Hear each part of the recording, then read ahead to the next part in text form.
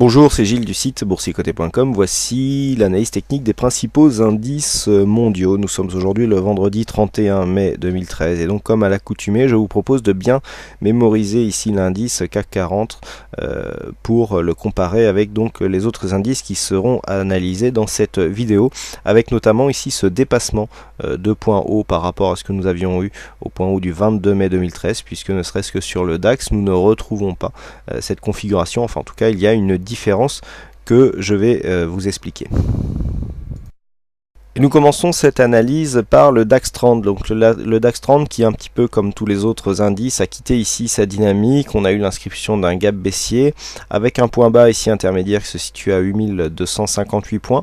Alors le point haut donc qui a donné lieu ici à un nouveau point haut sur le CAC ne se retrouve pas sur le DAX 30. Alors ceci avait été abordé lors de l'étude de corrélation. On retrouve bien ici une corrélation qui s'est inversée entre le CAC et le DAX, puisque depuis le début de la semaine dernière, c'est le DAX qui est passé en sous-performance par rapport au CAC 40, et donc on retrouve ce différentiel ici avec un nouveau plus haut donc sur le DAX qui nous aurait donné un équivalent approximatif ici à 8590 points, alors que là le nouveau point haut ne se retrouve pas sur le DAX. Donc on n'a pas le même signal ici sur l'indice allemand, mais nous allons voir que il y a un pendant à cette différence, puisqu'on ne retrouve pas de point bas sur la cotation DAX actuellement. Donc sur cette vue daily, en tout cas, ce que nous avons, c'est une dynamique qui s'effrite. Nous n'avons plus de contact avec la bolle supérieure sur le DAX, donc on ne confirme pas, je dirais, le contact qu'il y a eu sur le CAC avec l'indice allemand.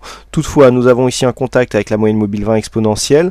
Du point de vue des phases de consolidation, nous pouvons tracer les retracements de Fibonacci pour nous apercevoir que nous sommes là aussi sur un contact avec les 23,6% en retracement de Fibonacci. Donc pour l'instant, il n'y a pas consolidation sur l'indice allemand. Nous avons ici une zone de support qui perd un petit peu de légitimité. On a ici un contact qui est maintenant un peu plus éloigné, et donc c'est vraiment le retracement des Fibonacci qui nous donnera ici un signal de consolidation. Donc sur une zone ici à 8289 points, qui sur une cassure pourrait nous emmener sur le retracement des 38,2% à 8122,6. Alors je vous parlais tout à l'heure d'un pendant avec le CAC 40, je reviendrai peut-être sur ce sujet si je fais une étude de corrélation entre le CAC et le DAX dans l'après-midi, tout simplement parce que ce point bas ici qui correspond à une zone à franchir pour valider un double top sur le CAC 40 n'est pas attaqué dans la matinée, alors qu'il est fortement mis sous pression sur l'indice parisien. Donc là c'est une différence notable sur cette phase, alors même que le DAX ici s'était placé en décorrélation sur le long terme, en tout cas sur le daily par rapport au CAC 40, on a ici un arrêt de cette décorrélation, puisqu'ici le DAX a beaucoup mieux résisté à la phase de baisse. Donc pour conclure vraiment sur ce DAX, tant que l'on n'a pas ici une cassure de cette zone des 8289 points, on ne validera pas un début de baisse tant sur le CAC que sur le DAX, puisque ces deux indices sont quand même fortement corrélés. Mais une cassure ici de cette zone viendrait valider la forte attaque baissière de ce matin que nous avons vu sur le CAC, avec ici une cassure de cette zone de support, et donc un objectif, comme je viens de vous l'indiquer, qui se situe à 8122 points sur un objectif à 38,2 de retracement. Du point de vue de la configuration, nous sommes dans une configuration similaire du point de vue des indicateurs avec le CAC 40, puisqu'après avoir connu ici une phase de surachat relativement marquée, les indicateurs ici redescendent en zone neutre. On est toujours ici en dynamique baissière sur le MACD, et les volumes sont plutôt ici sur une baisse des volumes, là où on a eu des volumes supérieurs sur le CAC 40 sur des phases un peu plus volatiles. On ne retrouve pas ici ces hausses de volume sur le DAX avec une volatilité toujours stable. Donc une configuration technique similaire, mais qui présente quand même quelques petits détails différents qui nous permettent pour l'instant de ne pas valider la poursuite de la consolidation entamée dans la matinée. Sur le FTSE, donc l'indice anglais, la configuration est légèrement différente. Après avoir largement surperformé les autres indices, le FTSE connaît une phase de consolidation un peu plus marquée, puisque la première phase de baisse ici a déjà cassé le retracement des 23,6%, et la hausse qui a été enregistrée le 28 mai n'a pas permis d'avoir une configuration similaire avec un double top, peu ou prou, que nous avons sur le CAC ou le DAX. Donc nous sommes sur une biais beaucoup plus baissier sur l'indice anglais. Quoi qu'il en soit, d'un point de vue daily, nous sommes sur une progression qui reste haussière sur le moyen terme, puisque malgré la cassure de cette dynamique, on retrouve bien ici cassure, retour sous cette zone comme une résistance, et donc on confirme. La cassure du 23,6 a donné un objectif au 38,2%, mais la moyenne mobile 20 exponentielle commence à jouer ici son rôle de support. Alors avec la phase de consolidation que les marchés ont connue ce matin, il semblerait que cette zone ici soit largement enfoncée, et donc on assisterait à un retournement ici de la tendance sur l'indice anglais. Donc le prochain objectif se situe ici sur la zone des 6532 points, zone qui se situe entre les retracements des 50 et 61,8%. Du point de vue des indicateurs, un petit peu comme tous les autres indices européens, nous avons ici une phase de surachat qui a débouché sur une phase de consolidation bien mise en évidence ici par donc les oscillateurs et le MACD, une volatilité en hausse sur l'indice anglais. Donc pour l'instant un biais baissier, nous avons une première résistance ici qui commence à se définir sur ces zones de points hauts.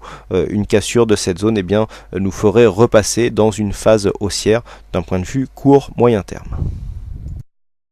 Passons ensuite aux indices américains avec pour débuter le S&P 500 qui affiche toujours ici une santé insolente.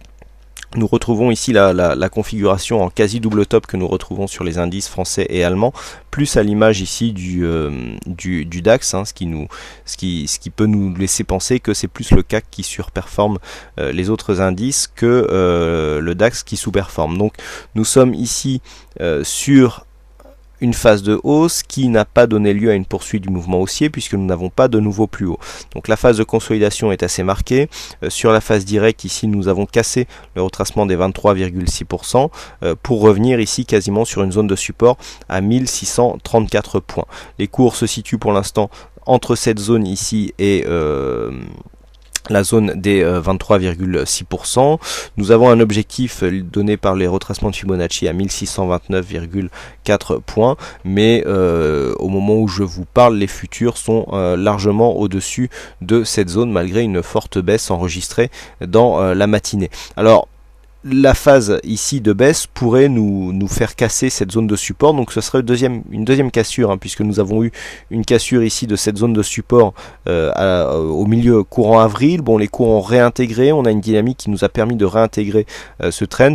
Le fait d'avoir ici une cassure et donc un objectif à 1634 nous donnerait une sortie cette fois-ci qui serait beaucoup plus significative, puisqu'on aurait deux points bas qui se situeraient en dehors de la zone de trend, ce qui nous redéfinirait la dynamique haussière, puisque nous restons tout de même dans une tendance haussière sur cette phase d'évolution. Alors nous voyons que l'objectif ici peut descendre jusqu'à 1597 sans créer trop de dommages. D'un point de vue des Fibonacci, nous restons dans une zone qui se situe donc au-dessus du retracement des 61,8 qui se situe à 1593,8, et nous serions ici en contact avec un précédent point haut qui pourrait faire office de nouvelle zone de point bas. Donc pour l'instant la tendance est encore largement haussière. Du point de vue des indicateurs, nous avons eu ici une phase de surachat qui a été assez marquée, qui est en train d'être corrigée, une dynamique soulignée par le MACD, des volumes qui sont équilibrés. Donc pour l'instant une tendance qui sur le fond reste haussière malgré une petite phase court terme ici qui nous est d'ailleurs que l'on peut souligner par cette zone de résistance, une zone donc court terme qui reste baissière, même si nous avons quasiment un fanion ici qui est en train de se dessiner, mais qui devrait être confirmé par une cassure haussière et un dépassement des 1687, ce qui n'a pas l'air d'être chose faite actuellement. Donc zone à surveiller pour cet après-midi, ici 1634 pour une cassure de cette zone de support, objectif ici à 1629, retracement des 38,2 de Fibonacci, et donc dans les prochains jours un objectif qui se situerait à 1597 points.